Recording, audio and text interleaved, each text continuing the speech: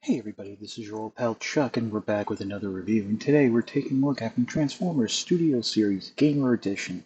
This is Barricade. Interestingly enough, Barricade is number 2 in this subline, and which means Optimus Prime was number 3, which means we're working backwards. So when Bumblebee is eventually released, that'll be, it obviously we can tell it's number 1, so it'll be interesting to see the progression of the figures. Um, I got this figure from Big Bad Toy Store. It's in stock there last time I checked. And I believe it will be dropping soon from Hasbro Pulse. I don't know about Amazon or retail at this moment. But we're starting off in vehicle mode, and it's a very interesting vehicle mode. And since, this is Barricade, I wonder if it's supposed to be a Cybertronian police car, although there's no lights or anything, at least what we would recognize as police lights. I'm curious then to see also if this will be repainted and slightly retooled into either Prowl or Smokescreen, since both figures were used as the basis for the G1 version of Barricade, or at least movie Barricade, since there was, I believe in G1, Barricade was originally a Micromaster. You have weapon storage here at the top, which pegs in right here, but rather tightly. It's a little hand cannon blaster type of deal. I think it actually goes that way. And much like Optimus Prime, it does peg into the arm of the figure. Other than that, Barricade does not come with any additional weapons or anything. I do like how, oh, look at that, I just noticed that nice little paint deco, how it follows down. That's going from the backpack into the parts of the vehicle that would form the arms. And much like Optimus Prime, this does roll very nicely. And you have a nice little booster exhaust system back here. That is actually weapon storage in robot mode. I wonder. You can put the gun back there, but it is gonna drag on the ground a little. So there is that. But that's about it for the overview in vehicle mode. We'll pause and get into the transformation. Okay, the transformation is relatively easy. It's just that unfortunately some of the joints are tight, that it makes it a little harder to move things around, and there are some clearance issues. The first thing you want to do is come into the top here and get your thumb right on that back panel where we had the weapon painted, and pull back, because what you want to do is try to separate that back section. It actually slides in underneath these panels and then tabs in like that going forward. So you pull that back, bring it around, you unveil Barricade's head, and let's see, and then you want to unpeg, fold up this section here. It does snap into place there, and then, I mean, it will eventually peg it, that hole will go into that tab right there, and it kind of holds, but I think right now, since we're going to be moving with the arms, just leave it back for the time being. Speaking of the arms, we're going to move on to them now. So what you want to do is just go ahead and separate them from the sides. And next what you're going to do is accordion them up on that double joint right there. It's a ball joint in the shoulders here and a swivel there. And then rotate them around at the bicep, so the outside panels of the car are now facing inside. Now on this arm, this is the one that removes for the weapon mode. It is very tight, so what you want to make sure you do is as you rotate, you push in, because if you don't, you'll just end up pulling the forearm off. Now let's give yourself some room there, so just fan the arms out just a touch. Next what you want to do is separate the legs, just like so, and then you're going to fold these panels down. Now there's a gray tab right there that's going to go into a slot in the hood of what would be the hood of the car, and so that will sit like that. And then these panels just really just sit there. They don't. This section here really doesn't lock into anything. Let's go ahead and rotate the figure around at the waist, because the next step is moving up these wheel wells. And this is actually kind of cool. What you want to do is unpeg them from the side, rotate the covering around. It will sort of soft friction into place right about here, and then continue rotating up at that bar, and there's a slot right there that the tab on that gray bar will sit into. Now, unfortunately, as you fiddle with the figure, you may knock that loose because it doesn't sit in as tightly as you would want it to. We do have the arms down now, so you can go ahead and just make sure that back section is pegged in. That gives you like a nice little venting detailing. And then finally, now, in the package, Barricade comes with its feet folded up and the legs pegged together.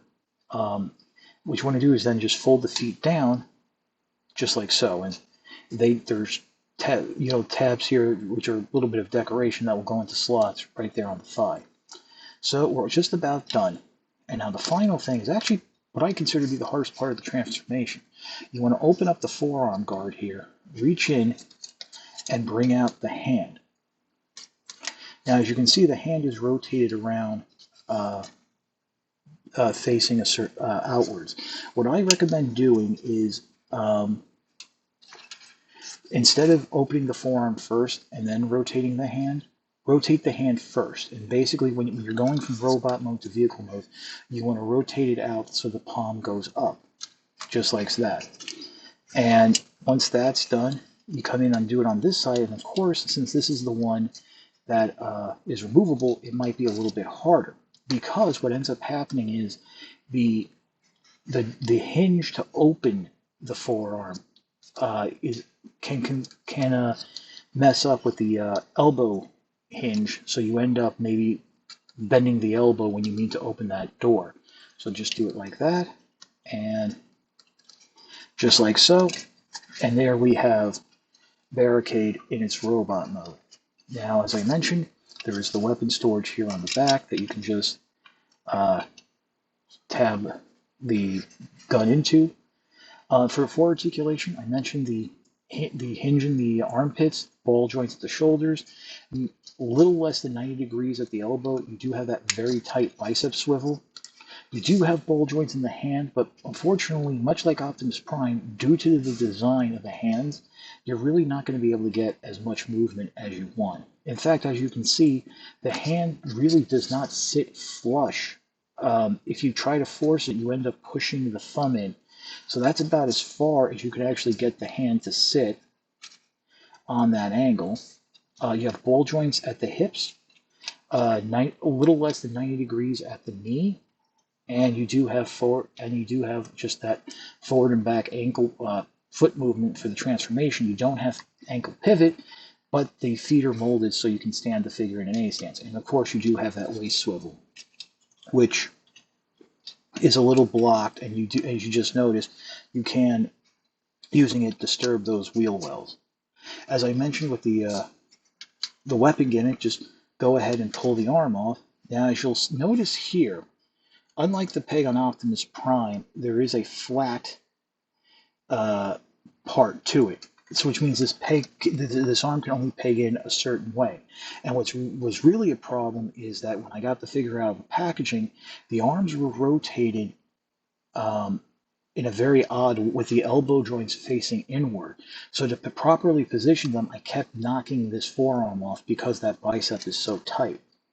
So to fit, oh, and you see right there, just going to pull the gun off, I did detach the backpack. So, make sure that backpack is pegged in. It's kind of hard to get it lined up, but I mean, it does sit there. So just remove the gun, and thankfully the gun, you can just peg it on. It doesn't have to follow the pattern of the post.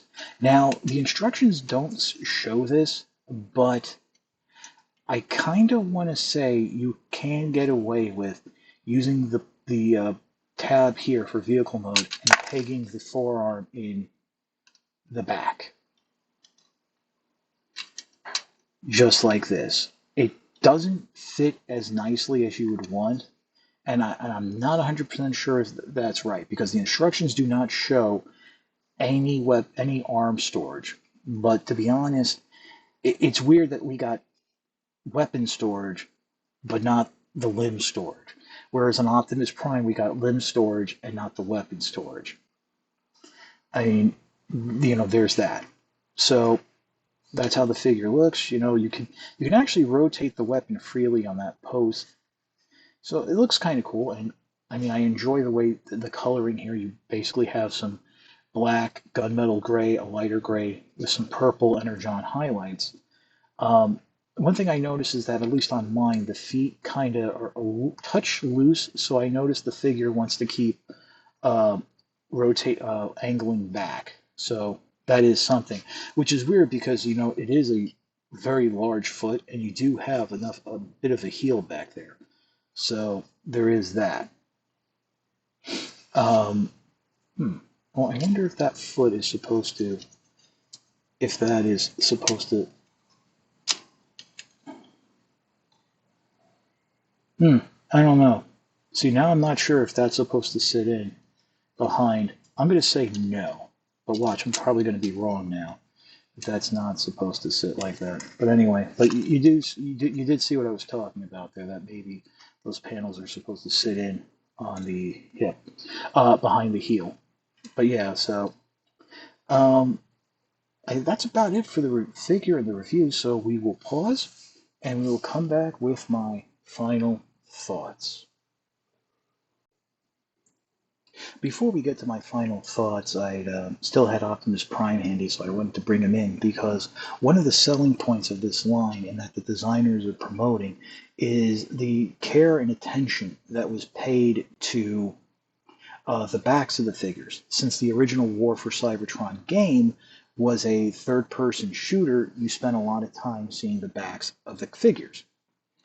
So now here you have Barricade and Optimus Prime, both with limbs hanging off their back. I don't think this weapon gimmick was thought out as clearly. Like, let me just go ahead and, well, this one in particular, let me just go ahead and remove the arms so you can get a better shot. And, well, yeah, I can definitely see here, how everything is mostly filled in and you have that detailing. And unfortunately, I don't know how accurate that detailing is to the game since I've never played it, but it's a nice thought. So let's get on and get to my final thoughts. As with Optimus Prime, Barricade does come with a backdrop, which I believe is from the Decepticon campaign of the game. Um, while the transformation is fun for Barricade, um, the few tight joints here and there does make it, in some instances, a chore and almost a little fiddly. And then when you get to robot mode, the actual bulk of the figure, and I won't even say it's the shell pieces because there's not a lot of shell, but just the actual parts make moving the figure around somewhat difficult. I'm just not having as much fun as I did with Optimus Prime, and it leaves me wondering how Bumblebee is going to be handled, seeing as how that will probably be a smaller figure, and Bumblebee has that, somewhat infamous front end. But we'll find out sooner than later, I assume, seeing as how I think that figure is supposed to ship this month as well.